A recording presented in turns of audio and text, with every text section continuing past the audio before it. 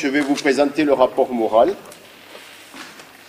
Donc vous avez vu que là, en 2014, la fête africaine n'a pas eu lieu parce que on a voulu faire une coupure. C'est une très lourde charge, donc on a voulu changer un petit peu. Et puis on a pensé que ça serait bien de fêter les 30 ans de l'association. Donc 2015, 1985, 2015, 30 ans, et on organise une grande fête à cette occasion.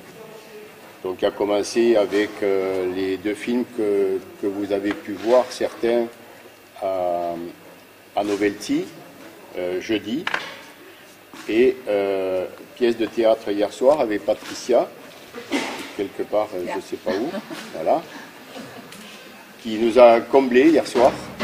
C'est franchement une pièce de théâtre pleine d'émotions, de sentiments, et tout ce qu'elle a su exprimer, tout le monde l'a fortement ressenti, et peut-être plus encore ceux qui connaissent le Sénégal.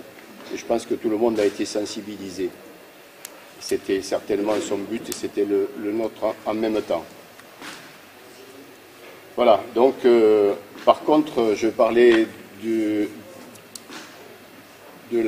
la fête 2014, donc qui n'a pas eu lieu, mais qui était remplacée par une grande rifle. Nous avons organisé plein de manifestations, activités diverses, qui nous ont permis de regarnir la caisse de l'association. On ne reste pas dépendant des subventions de la mairie, et fort heureusement, puisque cette année, nous avons subi une grosse baisse de subventions. Monsieur le maire en parlera. Je me suis expliqué avec lui, et voilà. Donc l'affaire est réglée, mais c'est parfait. Voilà, on en parlera. Donc nous organisons des vides-greniers, nous organisons des marchés d'été et d'autres manifestations qui permettent de remplir la caisse de l'association. En 2015 a été une année exceptionnelle, puisqu'elle marque les 30 ans de l'association, et elle le sera également par le nombre de participants sur le terrain au Sénégal. Des gens qui sont venus de la région parisienne cette année, des gens du CNRS. Donc on avait essayé d'organiser du tourisme solidaire basé sur, ou en accompagnement avec le KS, le CE, le comité d'entreprise du CNRS. Ça ne s'est pas fait pour des raisons diverses, en particulier le souci Ebola et le terrorisme. Bon. Fort heureusement, nous avons rencontré aucun des deux, ni Ebola, ni les terroristes.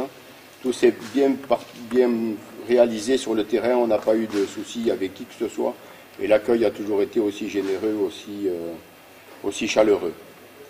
Voilà. Cette année, nous avons eu aussi la chance d'accueillir deux médecins toulousains, donc, qui ont rejoint l'association, et qui sont intervenus à l'hôpital de Oussouye, en Casamance. C'est des gens qui font un travail remarquable sur les terrains, et ils ont, en accompagnant Florence, qui est derrière, qui se cache là. Et donc, ils ont installé un appareil de radiologie à l'hôpital de Oussouye. Et ma foi, c'est une très bonne chose, hein, et peut-être Florence en dira deux mots un peu plus tard. Ok ? Voilà. Merci. Alors, nous avons acheminé, comme tous les ans, énormément de matières, hein, de marchandises, des vêtements pour les enfants, des médicaments, du petit matériel médical que nous avons distribué dans des villages, dans des dispensaires qui s'appellent Joal, qui s'appellent Ficelle, qui s'appelle Caravane, Oussouye. Nous avons dispatché tout au long aussi de notre périple de randonnée pédestre, hein, tous ces médicaments, tous ces vêtements. Il faut savoir que la randonnée ne consiste pas nécessairement et seulement à se promener, mais aussi à porter un sac à dos garni justement de médicaments et de vêtements dans des zones plutôt difficiles d'accès. Donc c'est vraiment du tourisme solidaire. Et beaucoup qui sont présents ici ont déjà participé à ces randonnées et peuvent confirmer que les gens nous accueillent toujours avec beaucoup de bonheur. La mise en place du visa en 2014 avait freiné aussi pas mal de personnes qui ont préféré s'abstenir. Cette année, nous avons la chance que ce visa soit soit levée. Donc de nouveau, on va au Sénégal sans avoir de demande de visa à faire. Et c'est une excellente nouvelle qui nous permettra, je pense, et qui permettra un plus grand nombre de participants les années prochaines. Bon, sur place, nous avons pu constater que les travaux que nous avons entrepris, tant au dispensaire de ficelles, qui était pratiquement terminé, tant à la maternité qui a retrouvé une nouvelle jeunesse. La réfection là n'est pas totalement terminée. Nous avons continué également les travaux du dispensaire de Joal, où nous avons construit avec mon cousin Jacques, il est où là, un incinérateur. Donc on a joué les maçons et on en a un autre à faire l'année qui vient.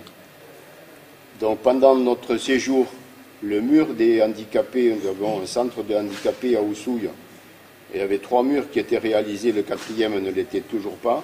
Et cette année, nous avons pu dégager un peu d'argent pour réaliser ce 4e mur. Donc le centre des handicapés est totalement clôturé. Il faut savoir que cette région de Casamance, étant généreusement alimentée par des bras de la Casamance, à une période, il y a eu beaucoup de polio. Donc il y a énormément d'handicapés. Il y en a beaucoup moins maintenant, mais il y en a aussi qui sont des handicapés dus à des accouchements difficiles ou des choses comme ça.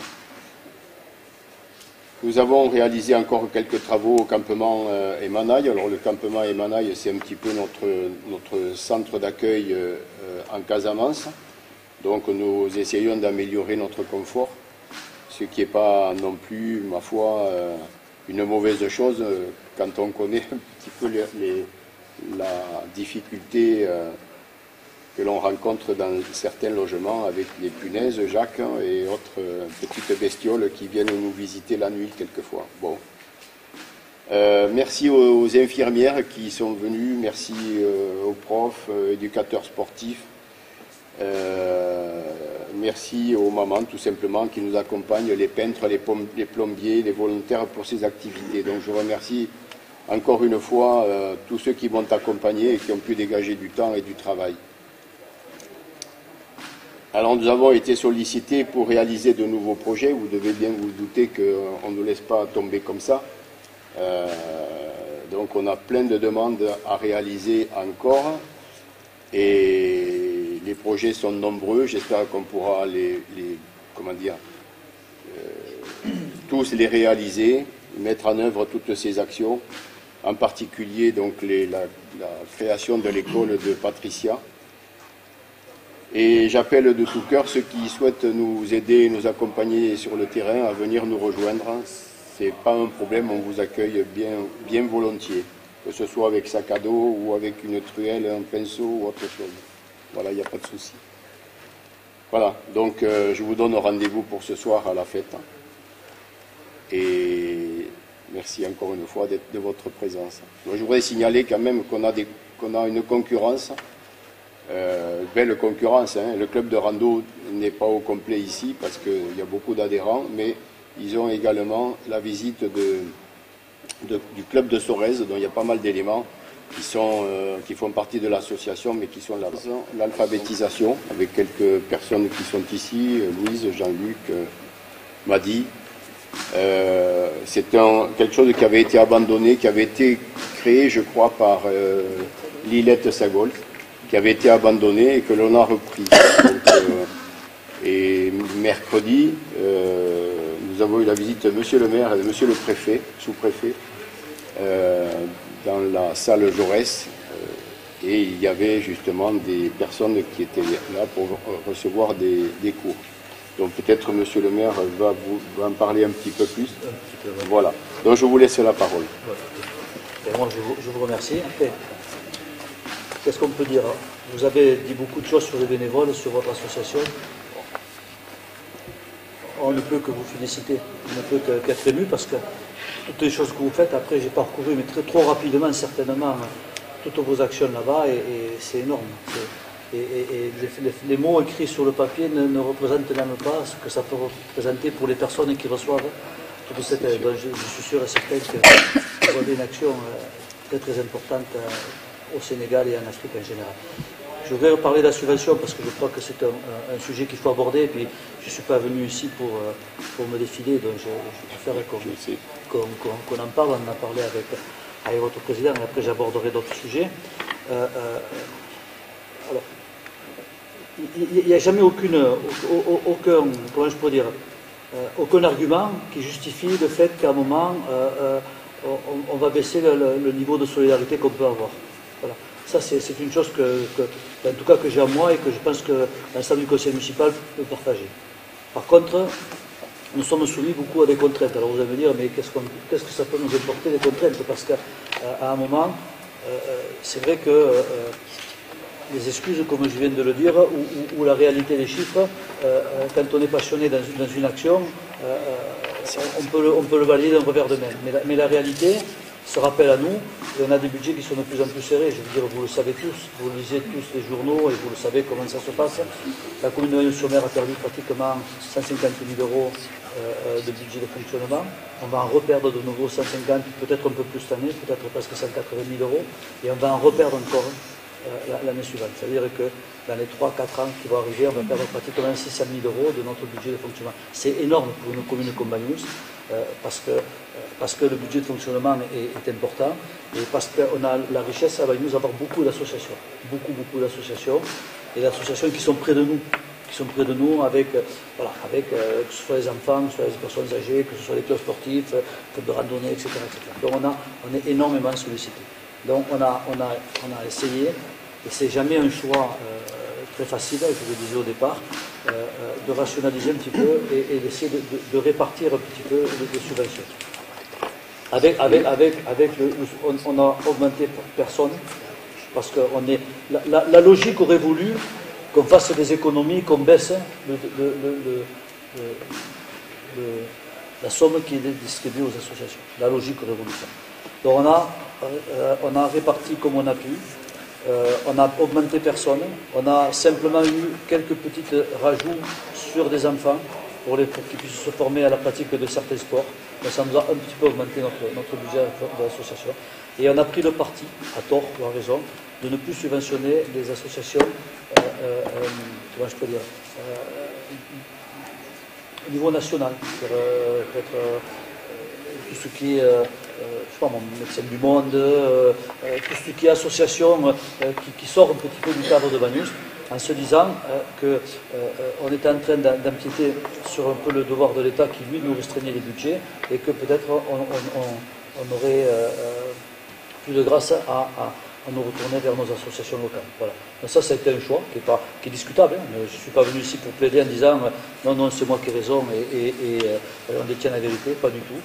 C'est un choix qu'on a fait au niveau du budget parce qu'on a été contraint. Malgré tout, on a gardé un degré de subvention de 170 000 €, ce qui est énorme, on n'a pas baissé. On l'a réparti différemment. Vous êtes la seule association qui n'agit pas directement, à part la féminisation, mais on va en reparler, sur la commune de Noyon-sur-Mer, qui a conservé sa subvention. Voilà. On a dû baisser notre subvention, et pas de peu. Hein. Voilà. Par contre, moi ce que je souhaite, c'est mettre à votre disposition, on en a déjà parlé, tout ce qu'on pourrait faire au niveau personnel communal, logistique, salles, pièces, de manière à pouvoir compenser, entre guillemets, mais en tout cas, vous apporter un plus au-delà de ce qu'on faisait d'habitude, pour essayer d'être un peu plus performant et de vous accompagner un peu plus. Voilà. On en a discuté avec votre président. C'est une décision qui n'est pas simple. Hein. Les décisions... Michel. Oui, Michel, viens. Je dois partir, je dois aller... Il y a les nouveaux arrivants. Oui, ok. Ben, écoute, merci d'être venu quand même, hein. Merci d'être passé. Je t'avais excusé déjà, tu vois, comme quoi. Mais viens, je vais partir aussi, moi, Michel, on va partir ensemble. Lundi, on vote une subvention, puisque nous allons entendre qu'on sera pour ça. Voilà, merci. Donc il y a une bonne nouvelle. Hein. Il y a une bonne nouvelle, voilà. Après, quand on a regardé l'ensemble des subventions, plus simple pour anecdote, on se rend assez compte que l'ensemble des départements, l'ensemble des financeurs a beaucoup baissé l'aide qu'elle apporte. Voilà. Et c'était compliqué pour nous. Donc, ce que je voulais juste quand même rajouter un complément, c'est quand même vous faire toucher du doigt qu'on ne compte pas que sur les subventions. On travaille beaucoup les uns et les autres pour justement essayer d'avoir le plus d'argent possible, mais de demander le moins justement aux collectivités locales et territoriales. On essaie de se débrouiller au maximum. Après, enfin, moi je partage cet avis. Après, on ne parle pas on n'a pas levé 10 000 euros à votre association, c'est l'affaire de 500 euros. Hein, donc je veux dire, c'était tout pas symbolique. 500 sur 1000, ça fait beaucoup. Voilà, 500 sur 1000, ça fait beaucoup. Ça fait beaucoup. Mais je veux dire, on n'est pas non plus dans une comment je peux dire, voilà. On n'a pas déclaré la guerre. On n'a pas déclaré la guerre, voilà. Pas du tout. Puis alors, c'est pas du tout mon propos. Voilà. Ensuite, ce que je voulais dire aussi, c'est que moi, j'ai pas toutes vos qualités, certainement pas, mais je connais un peu l'Afrique, puisque j'ai fait un voyage aussi. Oui. On en a parlé à plusieurs reprises, à titre touristique. Donc, ça n'a rien à voir avec... La prochaine fois, vous venez à titre... Pourquoi pas. Voilà. Pourquoi pas, avec plaisir. Moi, j'aime beaucoup ce pays. Et c'est vrai qu'on ne peut pas rester indifférent. Quand on arrive en Afrique, on ne peut pas rester indifférent, parce que c'est un pays fantastique, avec des gens qui sont très accueillants, et je veux dire, et avec un tel manque, un tel besoin qu'on est toujours à comment je peux dire, on est toujours avec de l'émotion. Je veux dire, l'Afrique, ça nous arrive dans la figure. Enfin, moi, j'ai ressenti comme ça, comme un truc. Voilà, on a l'impression de changer de continent, mais presque de changer de siècle quand on arrive là-bas. Et on se dit, mais comment c'est possible que ça se passe comme ça, voilà. Et on le disait pour l'anecdote. Est-ce que c'est plus mal? Je ne sais pas. Se poser. Je sais pas. Mais le fait est que moi je suis convaincu, c'est la discussion qu'on avait eue, que le grand pari, c'est de porter de l'aide à ce continent, à ces populations, parce que la vérité, c'est qu'il faut qu'ils restent chez eux, parce qu'ils ne seront jamais plus aussi heureux que dans leur pays, s'ils peuvent y vivre dans la paix, dans la démocratie, ou en tout cas dans la liberté, et avec de la sécurité, que ce soit alimentaire, parce que là, on parle de sécurité alimentaire, parce qu'ils ne mangent pas tous, ou la sécurité médicale, parce que quand on voit le dénuement de certaines, on ne peut être que rempli d'émotions. Donc c'est vrai que par rapport à ce que vous faites, moi je trouve qu'il y a vraiment beaucoup de grandeur et vous avez un rôle qui est formidable, de générosité. Voilà. Et en parlant de solidarité, c'est un devoir de solidarité. Oui. Bon, je voudrais aussi, non, un peu déborder du cadre, mais vous dire que le conseil municipal à l'unanimité a pris une délibération, en tout cas a voté une motion. Quand on voit les drames qui se sont passés au niveau de tous ces gens qui sont jetés sur les rues, sur les routes et qui quittent leur pays, on a pris une délibération pour essayer de les aider. Maintenant, après, avec les moyens qu'a une commune comme Bagnon-sur-Mer, parce qu'on n'a pas des moyens extraordinaires, on n'a pas de logement disponible, contrairement à beaucoup de communes où il y a des logements vacants, on a peu de logements disponibles. Et en tout cas, cette motion peut dire qu'on mettra tout en place pour aider les personnes, les associations qui veulent recevoir, s'il faut faire des travaux de peinture, s'il faut faire des travaux d'ingénierie, s'il faut trouver du matériel, fournir des choses, on répondra présent parce que c'est un devoir de solidarité. Et puis parce que notre histoire aux uns et aux autres nous rappelle à ça aussi. Hein. Qui ici n'a pas des parents issus de l'immigration, qui n'a pas des parents qui sont venus à qui on a tendu la main à un moment. En tout cas, c'était mon cas personnel et ça a été le cas de beaucoup de gens d'ici. Donc on ne peut pas rester insensible à ça. Et puis, quand vous dites je suis venu vous rencontrer avec monsieur le sous-préfet, dont vous faisiez l'alphabétisation, moi, c'est une chose qui nous intéresse beaucoup, parce que c'est aussi une façon d'être solidaire importante, parce que c'est aussi lutter contre l'isolation et aussi lutter contre le fait que les gens arrivent, on parle beaucoup d'insertion, mais si on veut s'insérer, il faut à un moment qu'on soit en capacité de comprendre, d'écrire, de se faire et de chercher un job. Et je trouve que ce que vous faites, c'est formidable. Donc là aussi, je vous aiderai. Hein, avec ce que vous avez besoin, mise en place de salles, etc., etc. Quand M. le sous-préfet est venu, nous étions en train de mettre en place une maison de service au public. Donc ça va voir le jour au mois de janvier. C'est un peu un scoop entre guillemets que je vous dis, parce que ça fait un moment qu'on l'a en tête et c'est une demande forte de la sous-préfecture. Ça passera au prochain conseil municipal. on va mettre en place une maison de service au public qui permettra d'avoir un accès à Pôle emploi, à la MSA, à la caisse d'allocation familiale, à tous les services d'État qui ne viennent plus, qui ne font plus de permanence ici parce qu'on est toujours dans cette fameuse économie et que les services ne se déplacent plus. Donc on aura des bornes interactives, on aura une modification du fonctionnement du CCS qui va prendre plus d'ampleur pour qu'il soit tourné un peu plus sur l'aide à la personne et qu'on n'envoie pas des gens à Perpignan ou ailleurs pour des bricoles alors qu'ils n'ont rien à y faire et qu'on peut ici leur rendre ce service. Et là on formera aussi des personnels pour faire ça. Voilà ce que je voulais vous dire en gros. Dire que on va essayer on va continuer la subvention, bien sûr qu'on ne la baissera plus, ça c'est clair, je vous l'avais dit la dernière fois. Et puis si on peut trouver quelques ressources, on essaiera de vous aider. Ça serait bien si on pouvait avoir la gratuité du box. Parce que c'est moi qui le paye personnellement. Et la subvention que vous me donnez n'est même pas en mesure de couvrir le montant de l'allocation. Donc ça on va faire ça. C'est gentil. Je ne serai pas venu pour rien, mais je vais prendre un engagement publiquement de vous faire la gratuité de ce boss. C'est gentil. Pour que vous puissiez continuer votre activité. Ça c'est une bonne nouvelle. Je regrette après, je regrette pas, mais bon, moi je ne suis pas quelqu'un qui a l'habitude de me défiler. J'essaie d'expliquer tout ce qu'on fait. Et après, on le fait parce qu'à un moment, on a le sentiment d'être utile et de faire avancer les choses. Voilà. Ça, c'est super sympa parce que ça nous aidera beaucoup, forcément. Hein. Voilà. Vous comprenez. On compensera avec ça. Voilà. Par contre, je voudrais revenir sur l'alphabétisation et dans le cadre de ce que vous souhaitez, des gens que vous souhaitez accueillir, nous, on est prêts à les aider, justement. Hein. Ça va dans le sens. Je voudrais que Louise en parle un tout petit peu, si elle veut bien. Alors je vais Michel, tu prendras la parole après. Les adhérents donc Villette Sagols donc on l'a repris en janvier 2015. Et donc notre objectif, c'est d'aider les personnes à être indépendantes, à se débrouiller dans la vie quotidienne. C'est-à-dire passer un coup de fil, prendre un rendez-vous chez le médecin, discuter avec l'instituteur de ses enfants, etc. Donc actuellement, il y a 7, on va dire, apprenants, et on est entre 5 et 7 enseignants. Alors il faut savoir qu'on ne peut pas faire de cours collectifs, parce que les niveaux de ces apprenants sont très différents. Hein. On a des personnes qui parlent tout juste le français, on en a d'autres qui parlent français, qui ont fait des études dans leur pays d'origine, et qui ne savent ni lire ni écrire le français. Donc c'est vraiment on ne peut pas faire de cours collectifs, c'est pas possible. Donc il faut pratiquement un encadrant pour un apprenant.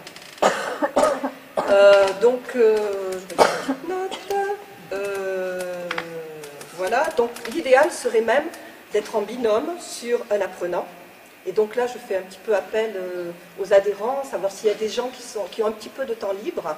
Ils sont les bienvenus pour cet atelier.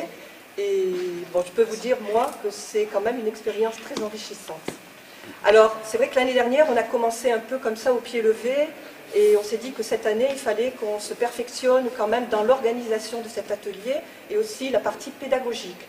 Et pour cela, on va se rapprocher donc du pôle éducatif du Secours populaire de Perpignan, qui est représenté aujourd'hui dans la salle par Marie-Hélène Maurice. Ce sont des gens qui ont l'habitude de faire ça, qui ont une grande expérience, donc on va profiter de cette expérience. Et qu'est-ce que je peux vous dire d'autre? Voilà, donc en fait, cet atelier a lieu le mercredi matin. C'était 1 heure, mais le temps de se mettre en place était beaucoup moins que ça, donc on va le prolonger d'une demi-heure. Donc le mercredi matin, on aura 1h30 d'alphabétisation et on va faire une demande pour avoir aussi également le mardi après-midi. Donc moi j'ai une demande pour la mairie par exemple. Est-ce qu'on pourrait profiter des services de reprographie, par exemple de la photocopieuse, pour pouvoir diffuser des documents? Parce que jusqu'à présent on scanne et on imprime chez nous, mais si on pouvait en profiter, est-ce qu'il faut amener son papier? Est-ce qu'on peut disposer sur place? Il n'y a pas de souci. J'en reparlerai lundi quand je retournerai dans le service. Mais on va dire que votre interlocuteur, ça va être Béatrice. D'accord. Hein, et avec elle, vous le réglez ça. Vous direz qu'elle fasse ça. Hein. Voilà, donc ça c'est déjà un petit plus. Oui.